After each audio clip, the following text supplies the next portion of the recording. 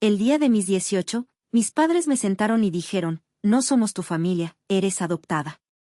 Me dieron una mochila y me echaron. Sonreí tranquila.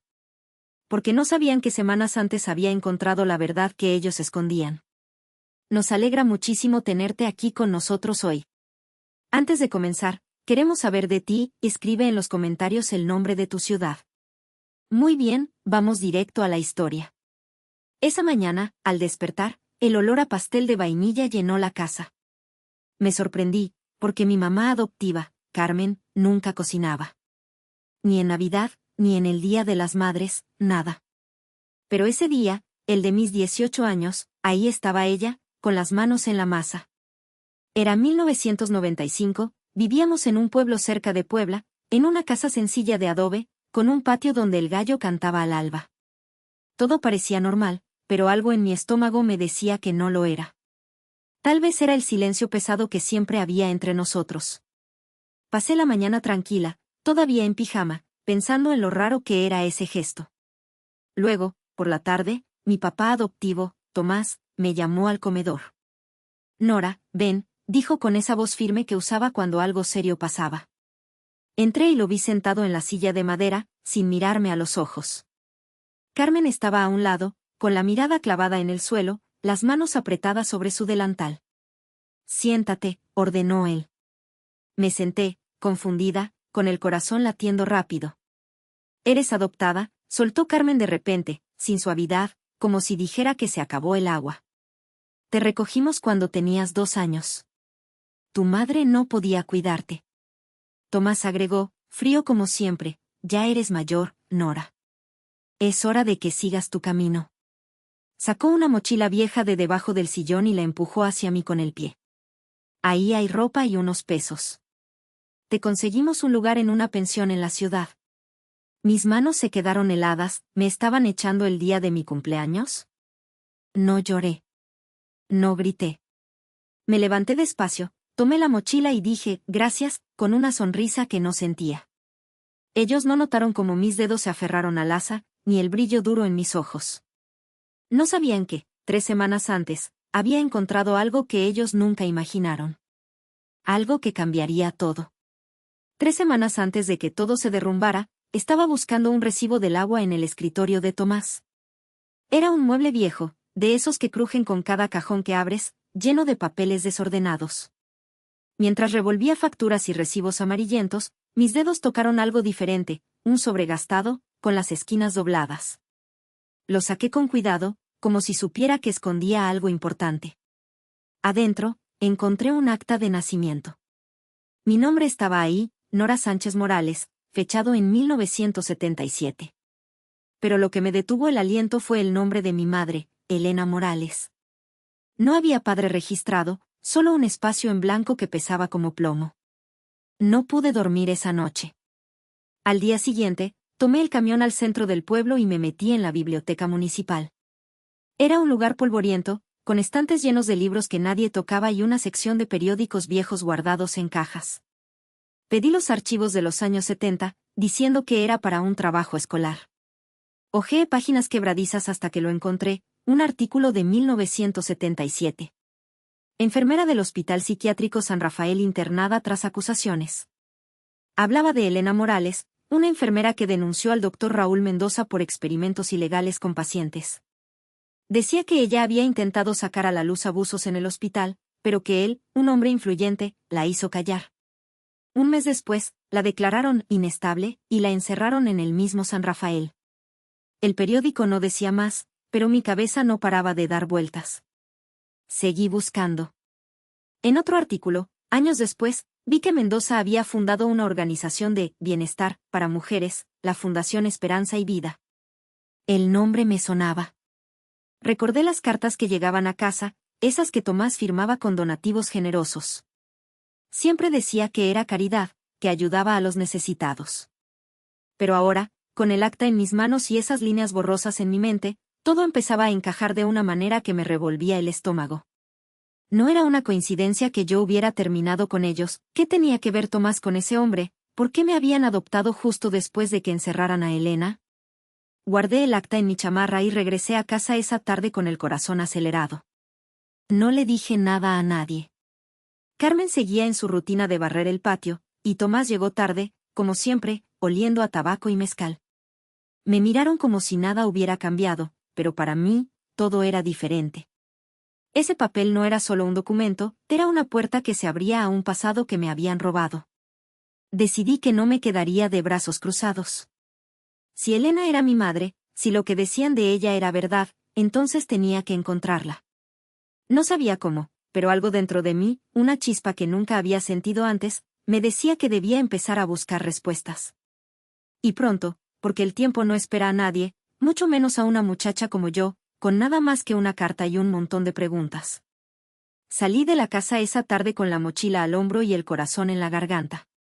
No volteé a ver a Carmen ni a Tomás, no había nada que decirles. El camión al centro de Puebla traqueteaba por el camino de terracería, y yo iba apretando el acta de nacimiento contra mi pecho, como si alguien pudiera quitármela.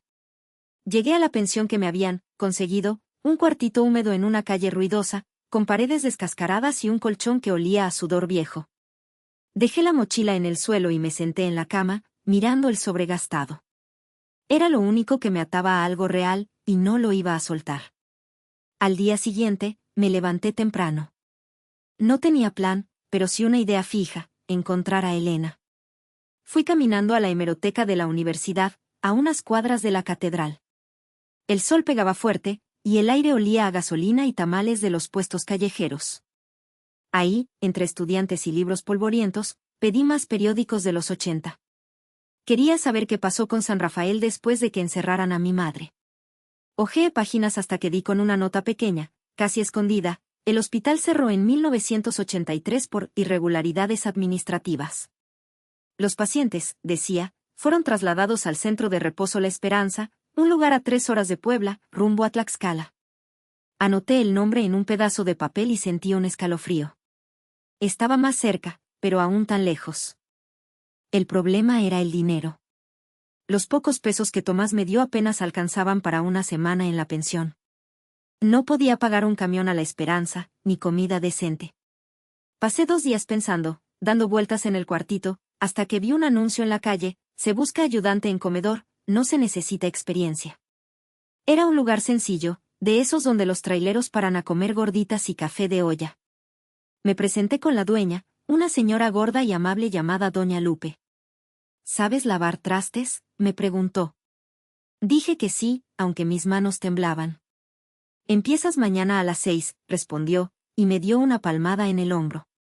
El trabajo era duro. Lavaba platos hasta que los dedos se me arrugaban, fregaba mesas pegajosas y cargaba cubetas de agua caliente que me quemaban las muñecas. Doña Lupe me pagaba poco, pero me dejaba comer un plato de frijoles con tortilla al día. Cada noche llegaba a la pensión agotada, con el delantal oliendo a grasa, pero guardaba cada peso en una lata vieja que escondí bajo la cama. No hablaba con nadie, no confiaba en nadie.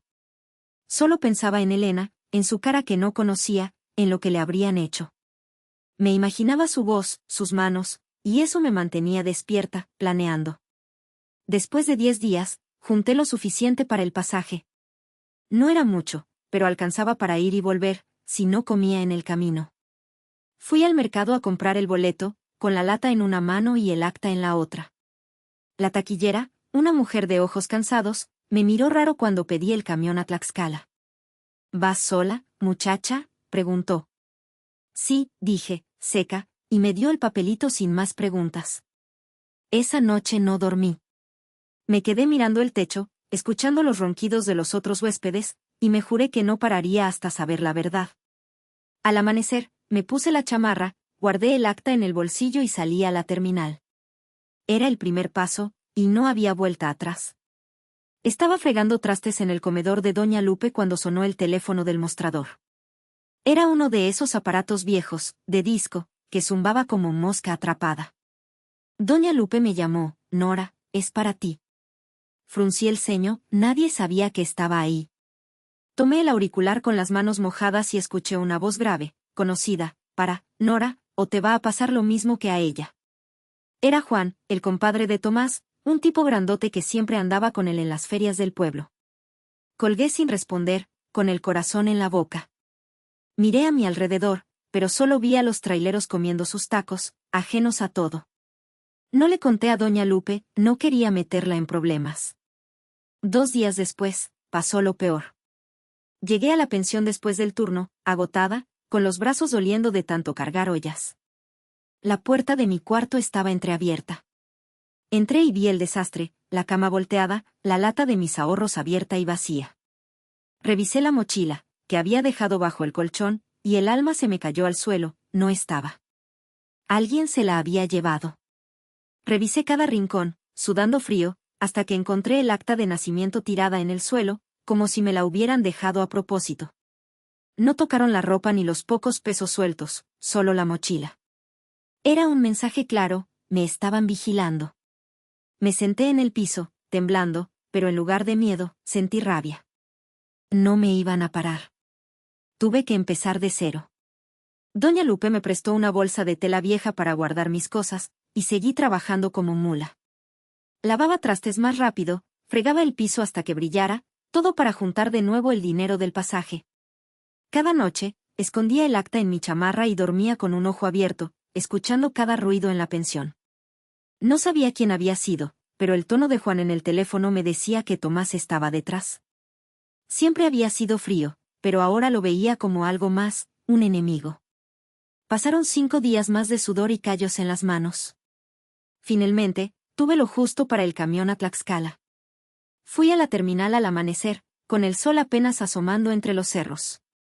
Compré el boleto con billetes arrugados y me subí al camión, que olía a diésel y sudor. Me senté al fondo, junto a la ventana, con la bolsa de tela en las piernas y el acta bien guardada. El motor rugió y arrancamos. Miré las casas pasar, las milpas secas, los perros flacos en las esquinas, y pensé en Elena. ¿Sabría que iba por ella? ¿Estaría viva siquiera? No tenía respuestas, pero sí una certeza, no iba a dejar que Tomás, o quien fuera, me detuviera. Mientras el camión traqueteaba por la carretera, apreté la bolsa contra mi pecho. Juan podía amenazarme, podían robarme lo poco que tenía, pero no me quitarían lo que ya sabía. El acta era mi prueba, mi mapa, y la esperanza era mi destino. No iba a rendirme, no después de llegar tan lejos con tan poco. Si Tomás creía que podía asustarme, estaba equivocado. Esto apenas empezaba. El camión me dejó en un crucero polvoriento a las afueras de Tlaxcala, con el sol ya alto. Caminé 1 hora por un camino de tierra entre cerros, cargando mi bolsa de tela, hasta que vi el centro de reposo La Esperanza. Era un edificio viejo, de paredes grises y ventanas con rejas oxidadas, medio escondido entre pinos. El aire olía a humedad y a algo que no podía nombrar, como si el lugar guardara demasiados secretos. Entré al vestíbulo, donde una recepcionista con cara de aburrimiento apenas levantó la vista. «Vengo a ver a Elena Morales», dije, tratando de sonar segura. Me pidió una identificación, pero solo tenía el acta. La miró, frunció el ceño y murmuró algo por teléfono. «Pase por ese pasillo, segunda puerta a la izquierda», dijo al fin, señalando con desgana. Caminé con el corazón latiéndome en los oídos. El pasillo estaba oscuro, con un zumbido de focos parpadeantes. Abrí la puerta y ahí estaba ella, sentada junto a una ventana, mirando hacia afuera. Era flaca, con el pelo gris y lacio cayéndole sobre los hombros, las manos cruzadas en el regazo. «¿Elena?», pregunté, y mi voz tembló sin querer.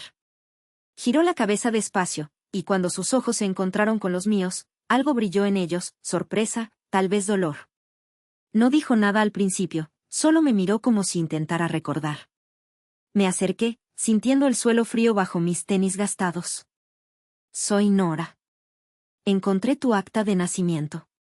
Sé quién eres».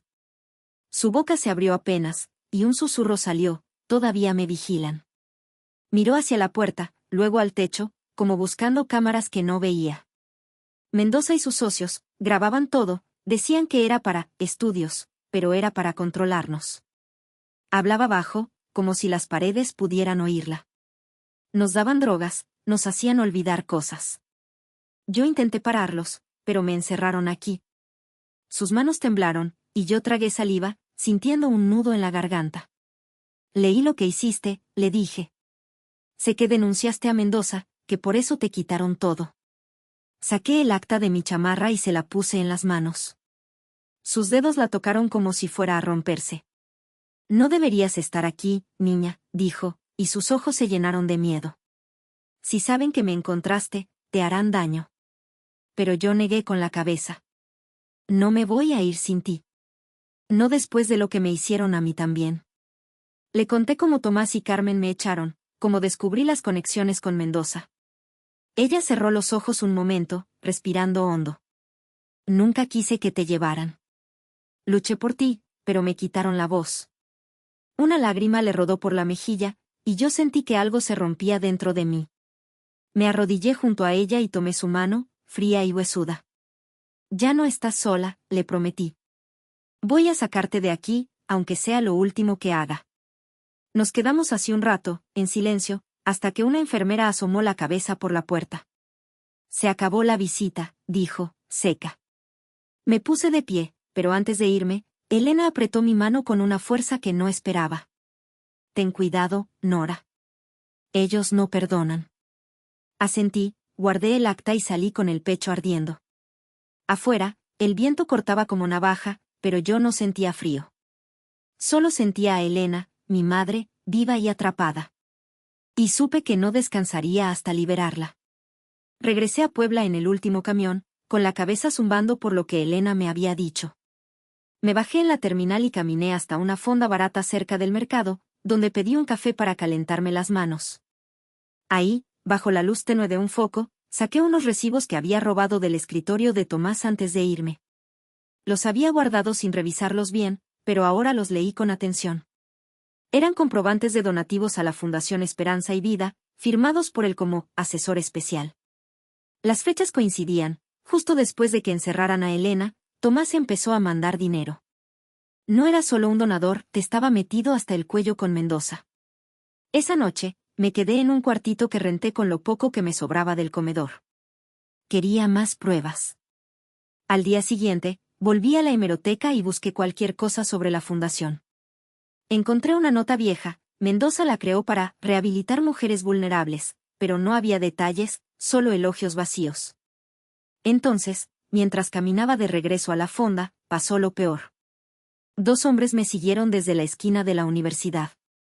Los vi por el rabillo del ojo, uno flaco con sombrero, otro más ancho, con cicatrices en la cara.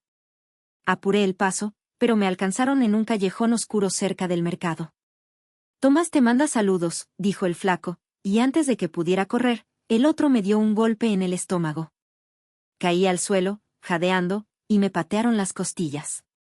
Deja de meterte donde no te llaman, gruñó el grandote. Se fueron dejándome ahí, con la chamarra rasgada y un dolor que me cortaba el aliento. Me levanté como pude, cojeando hasta el cuartito. Me limpié la sangre de la boca y me miré en un espejito quebrado. Los golpes dolían, pero la rabia ardía más fuerte. Tomás no solo me había robado mi vida, ahora quería callarme como a Elena. Pero no iba a doblarme. Necesitaba ayuda, alguien que supiera cómo pelear contra tipos como él. Recordé a Rosa Velázquez, una periodista que años atrás había escrito sobre abusos en hospitales del gobierno. La habían corrido por entrometida, pero decían que seguía investigando desde las sombras. Con las manos temblando, busqué un teléfono público en la calle. Marqué el número que encontré en un directorio viejo de la fonda. Cuando contestó una voz ronca, dije, soy Nora Sánchez. Tengo pruebas contra Raúl Mendoza y Tomás Rivera. Necesito que me ayude. Hubo un silencio largo, y luego, mándame lo que tengas. Nos vemos en Tlaxcala mañana. Colgué, sintiendo el peso de lo que venía. Saqué el acta y los recibos, los metí en un sobre y lo envié por correo esa misma noche desde una oficina postal.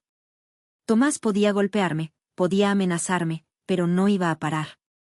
Esto era por Elena, por mí, por todas las que habían callado. Llegué a Tlaxcala al mediodía, con las costillas todavía doliendo por los golpes. Rosa Velázquez me esperaba en una casita de adobe al borde del pueblo, con un patio lleno de macetas y un perro flaco que ladraba sin ganas. Era una mujer de unos 60 años, con el pelo corto y gris, y unos ojos que parecían atravesarte. No me dio la mano ni sonrió, solo dijo, entra rápido. Adentro, Puso el sobre con el acta y los recibos sobre una mesa de madera. Los revisó en silencio, hojeando cada papel con dedos rápidos. «Esto es una bomba, muchacha», dijo al fin, mirándome fijo. «Mendoza y Rivera llevan años tapando porquerías. Si esto sale, se les cae el teatrito». Pasamos la tarde planeando. Rosa sacó una máquina de escribir vieja y empezó a redactar un informe, conectando los donativos de Tomás con el encubrimiento de San Rafael. «No podemos ir a la policía», me explicó. «Mendoza tiene amigos en todos lados. Hay que filtrarlo a abogados y reporteros que no se vendan». Hizo copias de todo en una fotocopiadora que zumbaba como tractor, y las guardó en sobres distintos. «Mañana los mandamos por paquetería a gente de confianza», dijo. Yo asentí, aunque el miedo me apretaba el pecho. Sabía que esto era más grande que yo. Esa noche, mientras Rosa seguía escribiendo, sonó el teléfono. Lo contesté con el corazón en la mano. Era Tomás. «Para, Nora», dijo, con esa voz calma que me helaba la sangre. «Sé lo que estás haciendo, y te juro que todos van a pagar si sigues». Respiré hondo y respondí: «Ya se acabó tu juego, Tomás. Lo que me hiciste, lo que le hiciste a Elena, ya no lo tapas». Colgué antes de que pudiera decir más. Rosa me miró y asintió, como diciendo que había hecho bien. Al día siguiente, mandamos los sobres. 4 días después, me cité con Tomás en la terminal de camiones de Puebla. Quería verlo a los ojos una última vez. Llegó con su chamarra beige, como si fuera un padre cualquiera. «¿Qué ganas con esto?», preguntó, casi suave. «La verdad», dije, seca. «Me robaste mi vida, y a Elena la suya. Ya no te tengo miedo». Se acercó un paso, y su cara cambió, mostrando algo duro debajo de la máscara. «Te vas a arrepentir», murmuró. «No», dije, y me di la vuelta. Sentí su mirada clavada en mi espalda, pero no volteé. Una semana después, la bomba estalló. Un periódico local publicó un artículo: «Exenfermera denuncia experimentos en hospital psiquiátrico». Luego, una estación de radio en Tlaxcala sacó al aire una entrevista con un abogado que tenía las pruebas. Rosa había conseguido un video viejo de Elena, drogada, hablando en una sala gris mientras Mendoza le hacía preguntas. Lo pasaron en una televisora pequeña, y la gente empezó a hablar. En los mercados, en las fondas, en las iglesias, todos preguntaban quiénes eran esos sinvergüenzas que habían callado a tantas mujeres. Alguien pintó «Justicia para Elena» en una barda cerca de la catedral. Sentí que el aire cambiaba, que algo grande estaban haciendo. Rosa me llamó esa noche desde Tlaxcala. «La gente está furiosa, Nora. Esto ya no lo paran». Colgué y me quedé mirando la pared del cuartito, con el acta en la mano. No sabía si reír o llorar. Tomás y Mendoza podían tener poder, pero ya no tenían el silencio. Y eso, por ahora, era suficiente. El escándalo creció como lumbre en zacate seco. Las calles se llenaron de murmullos, y la presión reventó las puertas del Centro La Esperanza. Esa noche, Rosa y yo fuimos por Elena. Llegamos al anochecer, con el cielo pintado de naranja y el viento silbando entre los pinos. Una enfermera, nerviosa, nos dejó pasar sin preguntas. Muchos ya habían renunciado, asustados por las noticias. Encontré a Elena en la misma silla junto a la ventana, con los ojos vidriosos pero vivos. «Mamá», le dije, arrodillándome. «Nos vamos». Su mano, temblorosa, tocó mi cara. «¿Me encontraste?», susurró. «Siempre lo iba a hacer», respondí, y las lágrimas me quemaron los ojos. La ayudé a levantarse, y salimos juntas, sin alarmas, solo el eco de nuestros pasos en el pasillo vacío. Nos escondimos en casa de Rosa mientras el mundo hervía.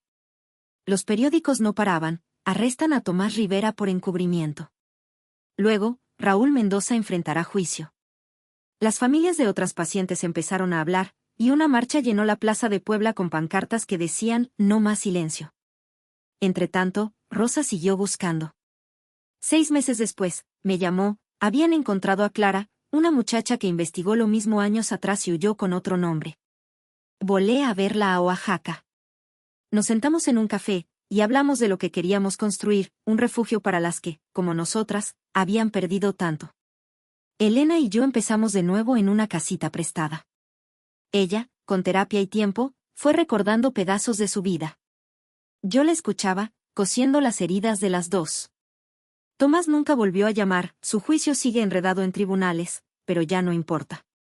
Lo que importa es que estamos aquí, juntas, con cicatrices que cuentan nuestra historia. Clara se unió a nosotras, y planeamos algo más grande, algo que dé voz a las olvidadas. Mirando atrás, aprendí una lección que llevo en el alma: la verdad duele, pero es el arma más fuerte contra la injusticia. A ustedes, que ya peinan canas como yo ahora, les digo, no dejen que el miedo les robe la voz. Luchen, aunque tiemblen, porque el silencio es el verdadero enemigo. Lo que viví me marcó, pero me liberó. Y si yo pude, ustedes también. Muchas gracias por acompañarnos hasta el final, realmente lo aprecio. A veces, las personas que más amamos son quienes dejan las cicatrices más profundas. Si llevas un dolor que tu familia nunca vio, siéntete con la libertad de compartirlo abajo. Tu voz podría hacer que alguien se sienta un poco menos solo hoy.